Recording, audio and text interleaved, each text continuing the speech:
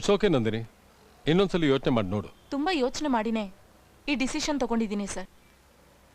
Sir, 7G guest house ಬಗ್ಗೆ ನಾನು ಕಲ್ಯಾಣ್ ಹೋಗಿ ತುಂಬಾನೇ ಚೆನ್ನಾಗಿ ಎನ್ಕ್ವೈರಿ ಮಾಡಿದೀವಿ.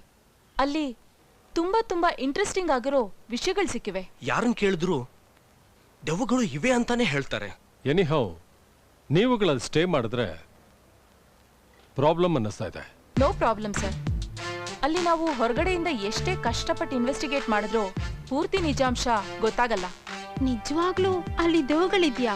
ಇದೆ ಅಂತಾನೆ ಜನ ನಂಬ್ತಾ ಇದ್ದಾರೆ. ಆದ್ರೆ ಅಲ್ಲಿ ಕಳೆದ 3 ವರ್ಷದಿಂದ ಯಾವುದೇ ಹಾನಿ ಆಗಿರೋದ್ರ ಬಗ್ಗೆ ಎವಿಡೆನ್ಸ್ ಇಲ್ಲ. ಅಲ್ಲೇನ್ ನಡೆದ್ರು ಹೊರಗಡೆ ಗೊತ್ತಾಗೋದು ಕಷ್ಟ ಇದೆ. ಈ ಅಸೈನ್ಮೆಂಟ್ ನ ತಗೊಂಡ್ಮೇಲೆ ಹಿಂದಿರುಗಿ ನೋಡೋದು ನನಗೆ ಅಭ್ಯಾಸನೇ ಇಲ್ಲ. ನಾಳೆ ನಾವಲ್ಲಿ ಹೋಗ್ತೀವಿ ಸರ್.